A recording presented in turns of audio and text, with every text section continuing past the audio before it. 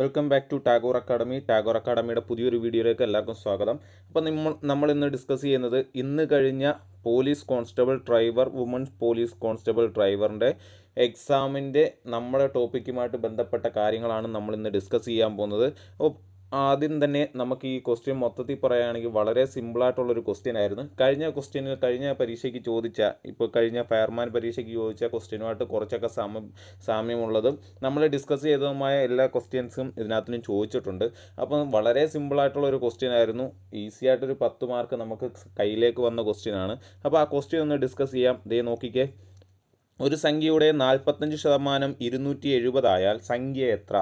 നമ്മൾ ഒരുപാട് തവണ പറഞ്ഞു പോയിട്ടുള്ളതായ ഒരു ക്വസ്റ്റ്യനാണിത്. ഒത്തിരി തവണ ഈ നമ്മുടെ ചാനലിലെ വീഡിയോസ് കാണുന്നവർക്കറിയാം, ഒരുപാട് തവണ നമ്മൾ പറഞ്ഞു പോയിട്ടുള്ളൊരു ചെറിയൊരു പോയിൻ്റാണിത്.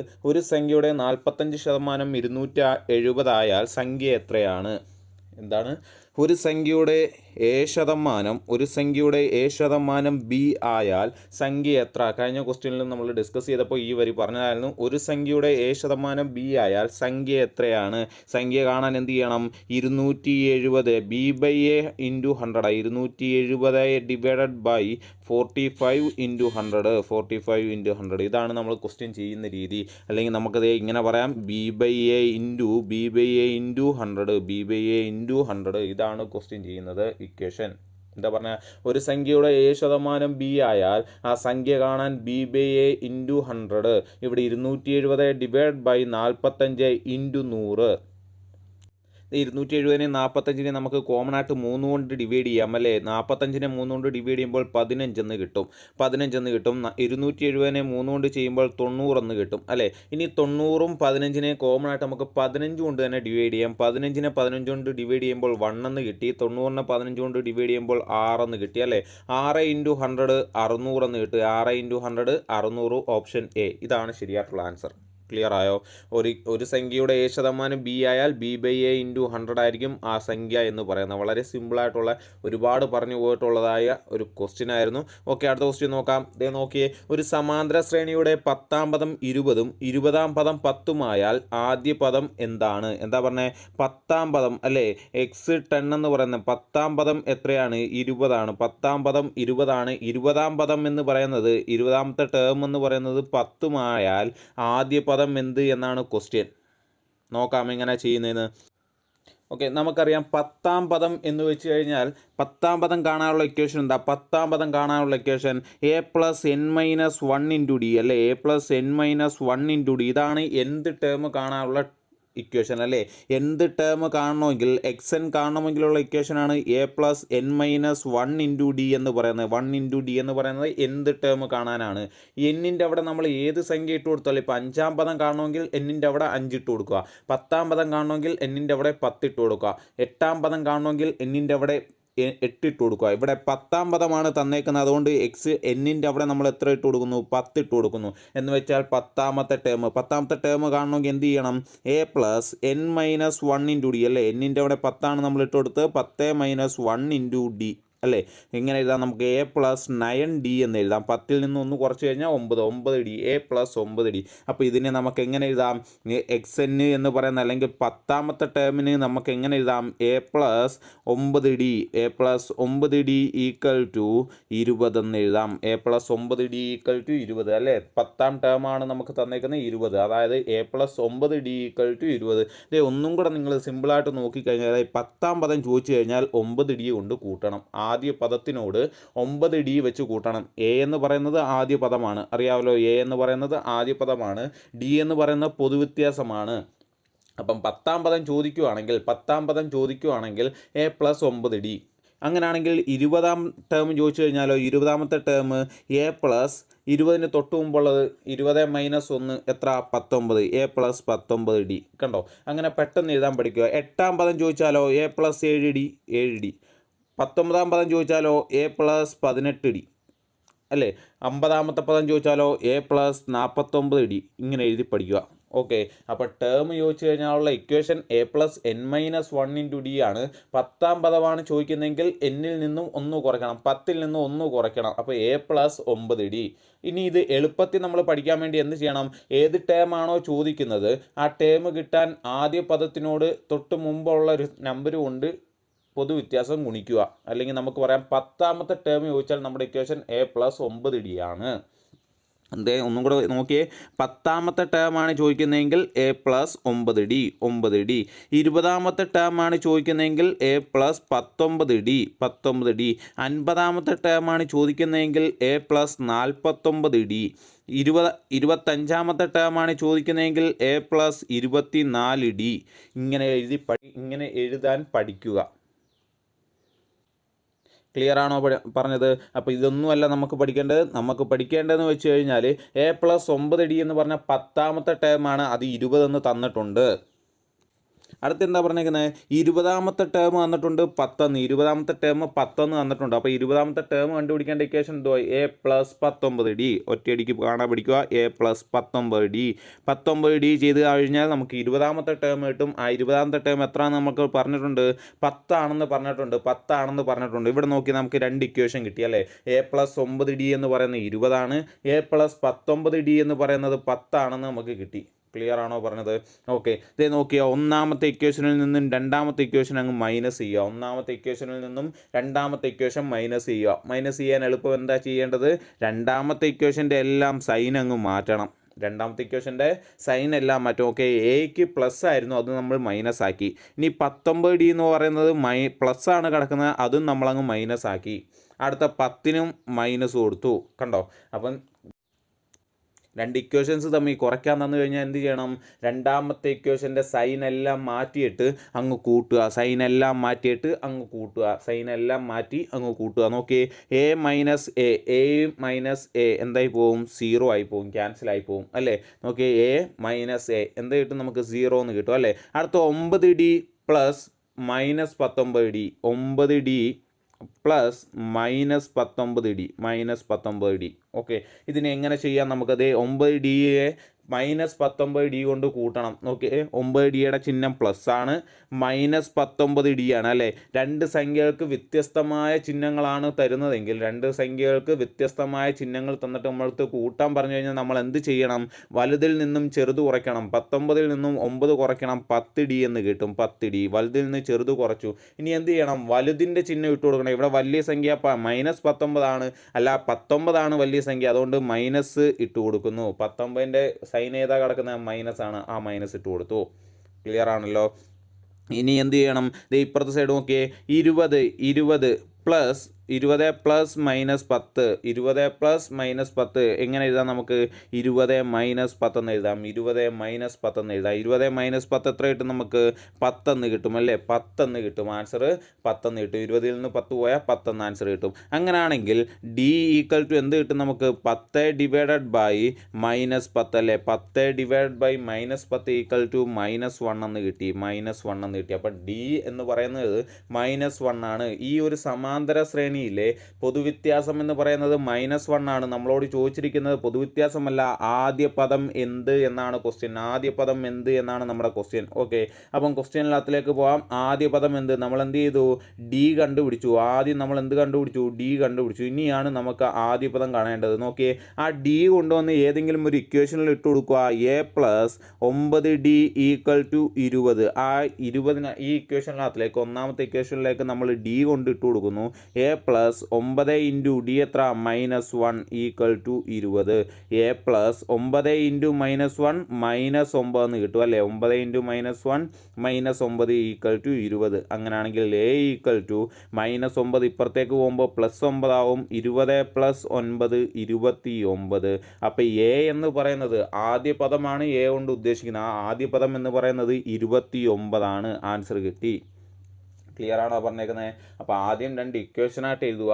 ആ ഇക്വേഷനിൽ നിന്ന് നമുക്ക് എന്ത് കണ്ടുപിടിക്കാം? ഡി കണ്ടുപിടിക്കാം, പൊതുവ്യത്യാസം കണ്ടുപിടിക്കാം. പൊതുവ്യത്യാസം കിട്ടിക്കഴിഞ്ഞാൽ അത് ഏതെങ്കിലും ഒരു ഇക്വേഷനിൽ ആ വാല്യൂ ഇട്ട് കൊടുത്തിട്ട് ആദ്യ പദം കണ്ടുപിടിക്കാം. ക്ലിയർ ആണല്ലോ? അടുത്ത ക്വസ്റ്റ്യൻ നോക്കിയേ. 6000 രൂപയ്ക്ക് 3 വർഷത്തേക്ക് സാധാരണ പലിശ 1080 രൂപയാണെങ്കിൽ പലിശ നിരക്ക് എത്ര ശതമാനമാണ്?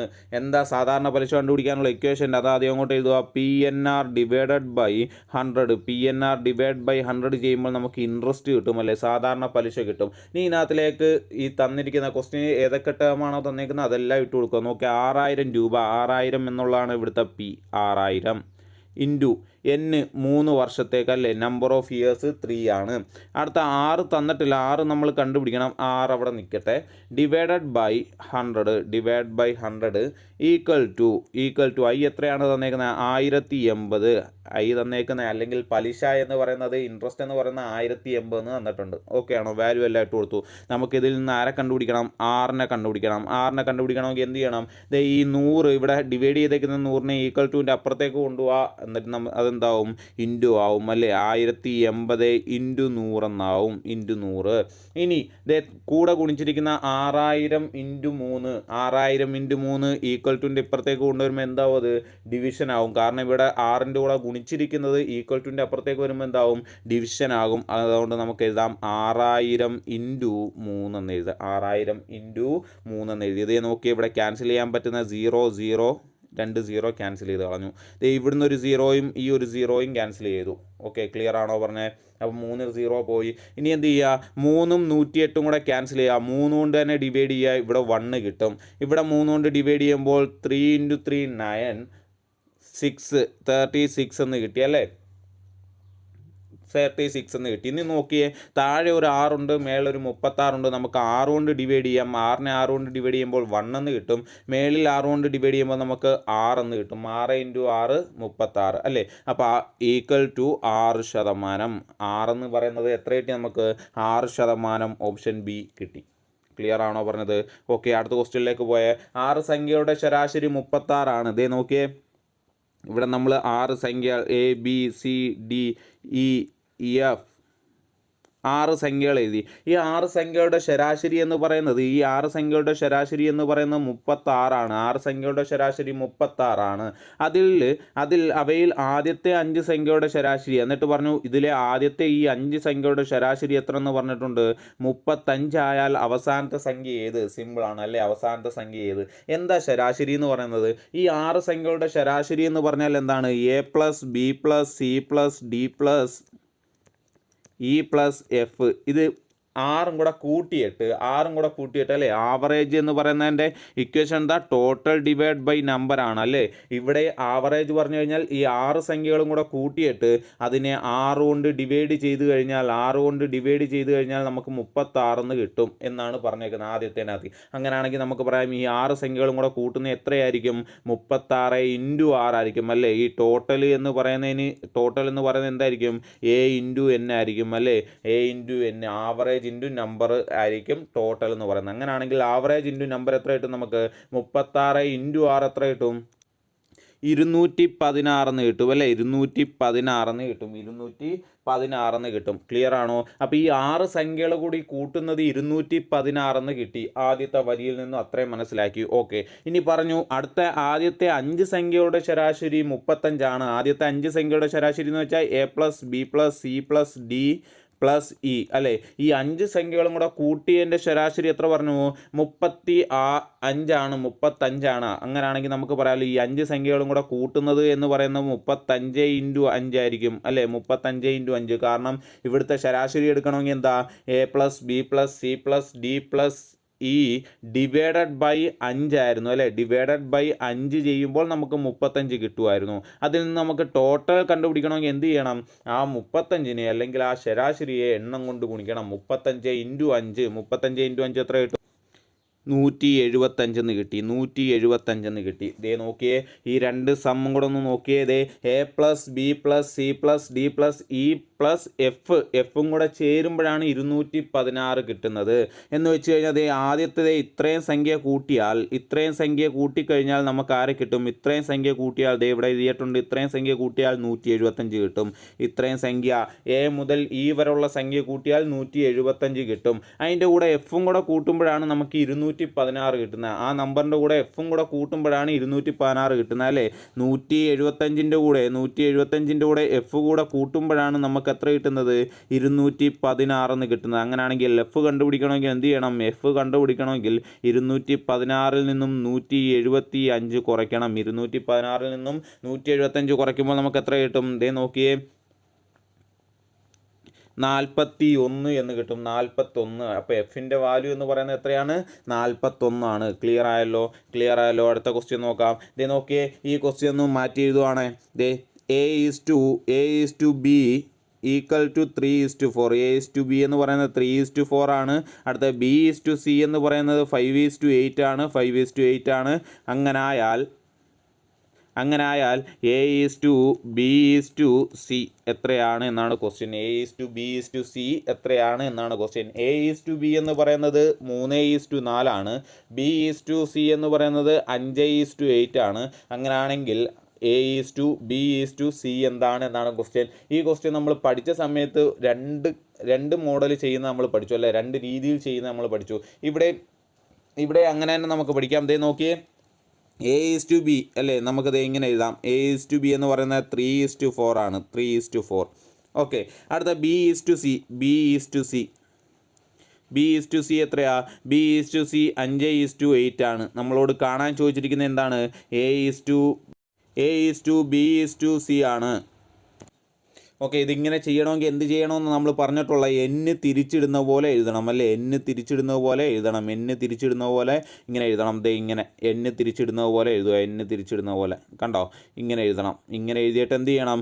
3 × 5 ആദ്യത്തെ വര അങ്ങനെയല്ലേ കിടക്കുന്നത്. 3 × 5 I 3 15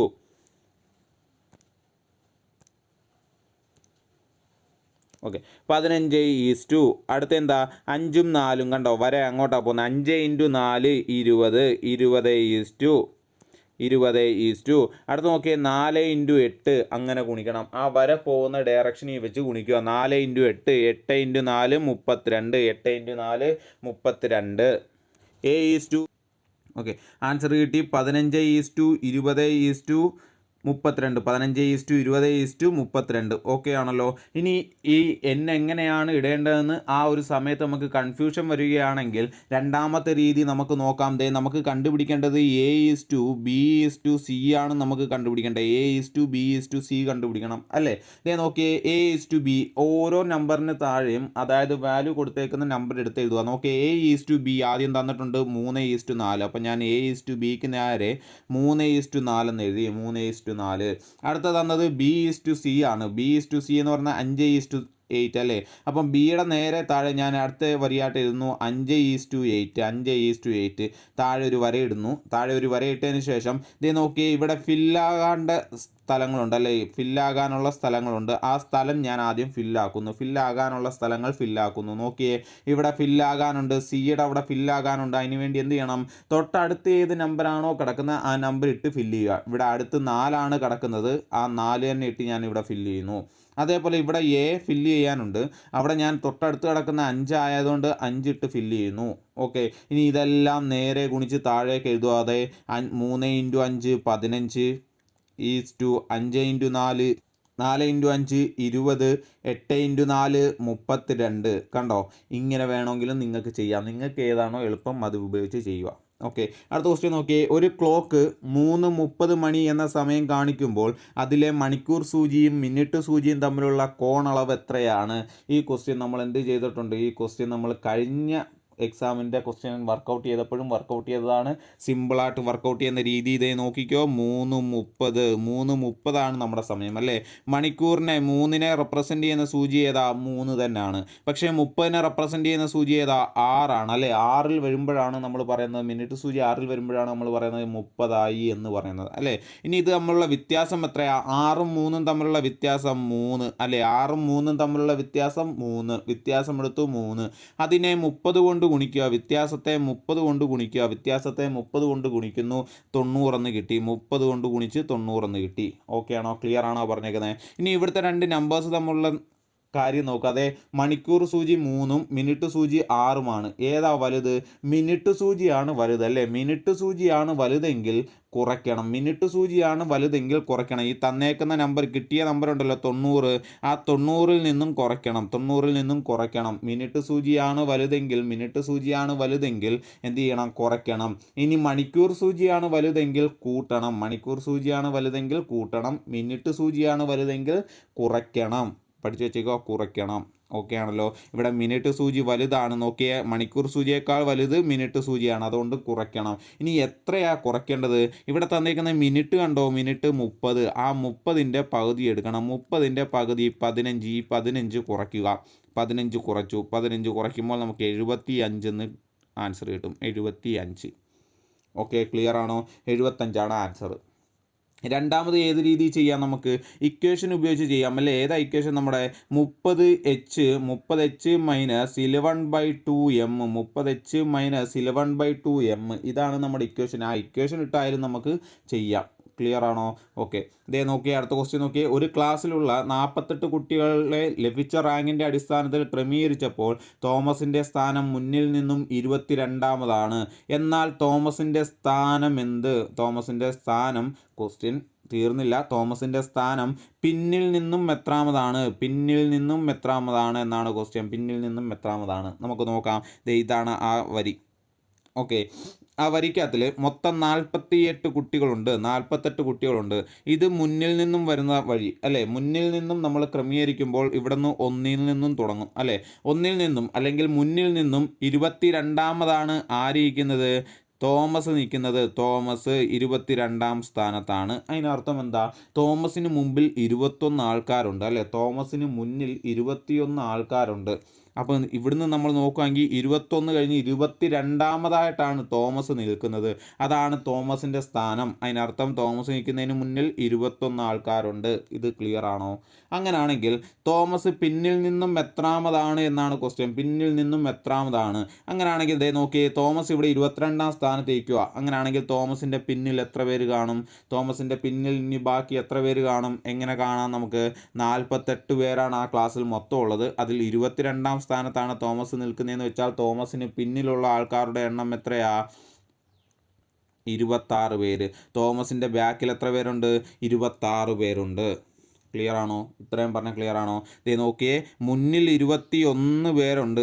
അപ്പോഴാണ് നമ്മൾ പറഞ്ഞത് 21 പേര് കഴിഞ്ഞ് 22ാമത്തെ ആളായിട്ട് തോമസ് ഇരിക്കുന്നു. മുന്നിൽ നിന്നുള്ള തോമസിൻ്റെ സ്ഥാനം 22 എന്ന് നമ്മൾ പറഞ്ഞു. ഓക്കെ, ക്ലിയർ ആയോ? അങ്ങനെയാണെങ്കിൽ അടുത്ത വരി നമ്മൾ പറയുന്നു, പിന്നിൽ നിന്നും തോമസിൻ്റെ പിന്നിൽ 26 ആൾക്കാരുണ്ട്. ഇവിടെ നിന്ന് നോക്കുമ്പോൾ 26 ആൾക്കാരുണ്ട്. 26 ആൾ കഴിഞ്ഞ് 27ാം സ്ഥാനത്താണ് ആര് നിൽക്കുന്നത്? തോമസ് നിൽക്കുന്നത്. ഇവിടുന്ന് പറയുമ്പോൾ, പിന്നിൽ നിന്ന് പറയുമ്പോൾ 26 ആൾ കഴിഞ്ഞ് 27ാമതായിട്ടാണ് തോമസ് നിൽക്കുന്നതെങ്കിൽ പിന്നിൽ നിന്നും തോമസിൻ്റെ സ്ഥാനം എന്ന് പറയുന്നത് 27 ആണ്. ക്ലിയർ ആയോ പറഞ്ഞത്? ക്ലിയർ ആയല്ലോ. ഓക്കെ, അപ്പോൾ നമ്മുടെ ആൻസർ 27. ഓക്കെ, അങ്ങനെയാണെങ്കിൽ അടുത്ത ക്വസ്റ്റ്യൻ നോക്കാം. ഇത് നോക്കിയേ. എ എന്ന് പറയുന്നത് മൈനസിനെ സൂചിപ്പിക്കുന്നു. എ എന്ന് പറയുന്നത് മൈനസിനെ സൂചിപ്പിക്കുന്നു.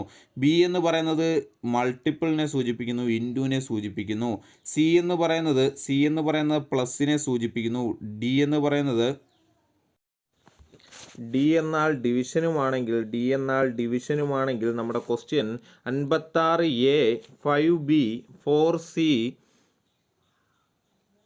6D 2 എന്നാണ് ക്വസ്റ്റ്യൻ. അപ്പം നമ്മുടെ ഓരോ ചിഹ്നത്തിനും നേരെയും ഓരോ ലെറ്റേഴ്സിന് നേരെയും നമുക്ക് തന്നിട്ടുള്ള ചിഹ്നം എന്ന് ഇട്ട് നോക്കാം. ഇത് നോക്കിയേ. 56 എക്ക് പകരം മൈനസ് അല്ലേ, 56 മൈനസ് 5 ബിക്ക് പകരം ഇൻറ്റു 4 സിക്ക് പകരം പ്ലസ് 6 ഡിക്ക് പകരം ഡിവിഷൻ 2 അല്ലേ. ഏതാ റൂള്? ബോട്ട് മാസ് എന്നുള്ളതാണ് റൂള്. ബോട്ട് മാസ് അതൊന്ന് എഴുതി വെച്ചതിന് ശേഷം നോക്കൂ, ആദ്യം ചെയ്യേണ്ട ബ്രാക്കറ്റ് ഒന്നുമില്ല, ഓഫ് ഇല്ല. അപ്പോൾ ഡിവിഷൻ നോക്കൂ, ആദ്യം ഡിവിഷൻ ചെയ്യുക. 6/2 3 അല്ലേ. അത് കഴിഞ്ഞ് മൾട്ടിപ്പിൾ എന്ന് വെച്ചാൽ 5 × 4 20, 5 × 4 20. ബാക്കിയൊന്ന് എഴുതിയെടുത്തേ. ദേ ഇവിടെ പ്ലസ്, ഓക്കെ, ഇവിടെ പ്ലസ് അല്ലേ. ദേ ബാക്കിയുള്ളത് 56 മൈനസ് 20 പ്ലസ് 3. 56 മൈനസ് 20 എത്ര കിട്ടും നമുക്ക്? 56 മൈനസ് 20 36. 36 പ്ലസ് 3 39. 36 പ്ലസ് 3 39 എന്ന ആൻസർ കിട്ടും. Option C. ക്ലിയർ ആണോ? അടുത്ത ക്വസ്റ്റ്യൻ നോക്കാം. ദേ ഒരാൾ പടിഞ്ഞാറ് നിന്നും കിഴക്കോട്ട് 8 മീറ്റർ സഞ്ചരിച്ച് വലത്തോട്ട് തിരിഞ്ഞ് 3 മീറ്റർ സഞ്ചരിക്കുന്നു. വീണ്ടും വലത്തോട്ട് തിരിഞ്ഞ് 12 മീറ്റർ സഞ്ചരിച്ചാൽ യാത്ര ആരംഭിച്ച സ്ഥലത്ത് നിന്നും അയാൾ ഇപ്പോൾ എത്ര അകലത്തിലായിരിക്കും? എപ്പോഴും ഈ ദിശയുടെ കണക്ക് പറയുമ്പോൾ ഞാൻ പറയാറുണ്ട്, നിങ്ങൾ എങ്ങനെയാണോ ഇരിക്കുന്ന ആ ഡയറക്ഷൻ വെച്ച് ചെയ്യാൻ നോക്കുക കഴിയുമെങ്കിൽ. അല്ലെങ്കിൽ നമുക്ക് നോർത്ത് സൗത്ത് വെസ്റ്റ് ഈസ്റ്റ് ഒക്കെ വരച്ചിട്ട് വേണമെങ്കിലും ചെയ്യാം. ഓക്കെ, ഒരാൾ പടിഞ്ഞാറ് നിന്നും കിഴക്കോട്ട് 8 മീറ്റർ സഞ്ചരിച്ചു അല്ലേ. പടിഞ്ഞാറ് നിന്ന്, ഇവിടെ ഞാൻ പടിഞ്ഞാറെന്ന് കൊടുക്കുകയാണെങ്കിൽ, ഇത് പടിഞ്ഞാറെന്ന് കൊടുക്കുകയാണെങ്കിൽ അതിന് ഓപ്പോസിറ്റ് അല്ലേ. കിഴക്കോട്ട് എത്ര മീറ്റർ സഞ്ചരിച്ചു? 8 മീറ്റർ സഞ്ചരിച്ചു. 8 മീറ്റർ കിഴക്കോട്ട് 8 മീറ്റർ സഞ്ചരിച്ചു. അതിനുശേഷം കിഴക്കോട്ട് വന്നിട്ട് വലത്തോട്ട് തിരിഞ്ഞ് 3 മീറ്റർ സഞ്ചരിക്കുന്നു. വലത്തോട്ട് തിരിയാന്ന് വെച്ചത് ഇങ്ങോട്ട് തിരിഞ്ഞു അല്ലേ. വലത്തോട്ട് തിരിഞ്ഞ് 3 മീറ്റർ സഞ്ചരിക്കുന്നു. വലത്തോട്ട് തിരിഞ്ഞ് 3 മീറ്റർ സഞ്ചരിച്ചു. വീണ്ടും വലത്തോട്ട് തിരിയുന്നു. അപ്പോൾ ഇപ്പം നമ്മൾ വലത്തോട്ട് നിൽക്കുകയാണ്. വീണ്ടും വലത്തോട്ട് തിരിഞ്ഞ് എത്ര മീറ്റർ സഞ്ചരിച്ചു? വീണ്ടും വലത്തോട്ട് തിരിഞ്ഞ് 12 മീറ്റർ സഞ്ചരിക്കുന്നു. ദേ വലത്തോട്ട് തിരിയാന്ന് വെച്ചാൽ ഇങ്ങോട്ട് തിരിയാനാ. ദേ 12 മീറ്റർ നമ്മൾ സഞ്ചരിച്ചു. 12 മീറ്റർ സഞ്ചരിച്ച യാത്ര ആരംഭിച്ച സ്ഥലത്ത് നിന്നും അയാൾ ഇപ്പോൾ എത്ര അകലത്തിലായിരിക്കും? നോക്കി, ഇവിടുന്നാണ് യാത്ര തിരിച്ചത് അല്ലേ. ഇവിടുന്ന് 8 മീറ്റർ ഇങ്ങോട്ട് സഞ്ചരിച്ചു. ഇവിടുന്ന് ഒരു 3 മീറ്റർ ഇങ്ങോട്ട് സഞ്ചരിച്ചു. വീണ്ടും അയാൾ 12 മീറ്റർ ഇങ്ങോട്ട് സഞ്ചരിച്ചു അല്ലേ. 12 മീറ്റർ സഞ്ചരിക്കുക എന്ന് വെച്ചാൽ ഇവിടെ നിന്ന് സ്റ്റാർട്ട് ചെയ്യുന്ന പോയിന്റ് സെയിം ആണ്. അങ്ങനെയാണെങ്കിൽ ഇതേ ഇവിടം വരെ 8 ആയിരിക്കും അല്ലേ. ഇതേ കണ്ടോ, ഇവിടം വരെ 8 ആയിരിക്കും. ഓക്കെ, നമുക്ക് ഈ എ ബി എന്ന് കൊടുത്തു കഴിഞ്ഞാൽ എ മുതൽ ബി വരെയുള്ള ദൂരം 12 ആണ്. ഇതിൽ എ മുതൽ സി വരെയുള്ള ദൂരം എന്ന് പറയുന്നത് 8 ആണ്. എന്ന് വെച്ചാൽ ആദ്യം ഇവർ എത്രയാണോ ഇങ്ങോട്ട് വന്നത്, കിഴക്കോട്ട് വന്ന എത്രയാണോ അത്രയും ദൂരം തന്നെ നമ്മൾ കിഴക്കൂന്ന് പടിഞ്ഞാറോട്ട് പോകുമ്പോൾ സഞ്ചരിക്കുന്ന 8 മീറ്റർ. ബാക്കി ഉള്ള ശേഷിക്കുന്ന 4 മീറ്റർ ആയിരിക്കും സി മുതൽ ബി വരെയുള്ള ദൂരം. എത്രയാ? 4. ഇതിനെന്തായി ആദ്യം ഇങ്ങനെ എഴുതി. ദേ ഈ 2 പോയിന്റ് തമ്മിൽ ഞാൻ ചേർക്കുന്നു. ഇവിടുത്തെ ദൂരം എത്രയായിരിക്കും? 3 ആയിരിക്കും അല്ലേ. ഇവിടുത്തെ ദൂരം 3 കാരണം ഇവിടെ 3 ആണെങ്കിൽ ഇവിടെയും 3 ആണല്ലേ. നമുക്ക് കണ്ടുപിടിക്കേണ്ടതെന്ന് വെച്ച് കഴിഞ്ഞാൽ ഇതാണ് നമ്മുടെ സ്റ്റാർട്ടിംഗ് പോയിന്റ്. ഈ സ്റ്റാർട്ടിംഗ് പോയിന്റ് മുതൽ ഇപ്പോൾ നമ്മൾ നിൽക്കുന്നത് വരെയുള്ള ദൂരമാണ് നമുക്ക് കണ്ടുപിടിക്കേണ്ട. ഈ ദൂരം കണ്ടോ, ഈ ദൂരമാണ് നമുക്ക് കണ്ടുപിടിക്കേണ്ട. മാറ്റി ഒന്ന് വരച്ച് നോക്കി. ഇത് എന്തായിട്ട് മാറി? ഒരു ട്രയാങ്കിൾ ആയിട്ട് മാറി അല്ലേ, ത്രികോണമായിട്ട് മാറി. ത്രികോണത്തിൻ്റെ ഈ സൈഡ് 3 എന്ന് കിട്ടി, ഈ സൈഡ് 4 എന്നും കിട്ടി. ഈ ദൂരമാണ് നമുക്ക് കണ്ടുപിടിക്കേണ്ടത് ചുരുക്കം പറഞ്ഞു കഴിഞ്ഞാൽ അല്ലേ.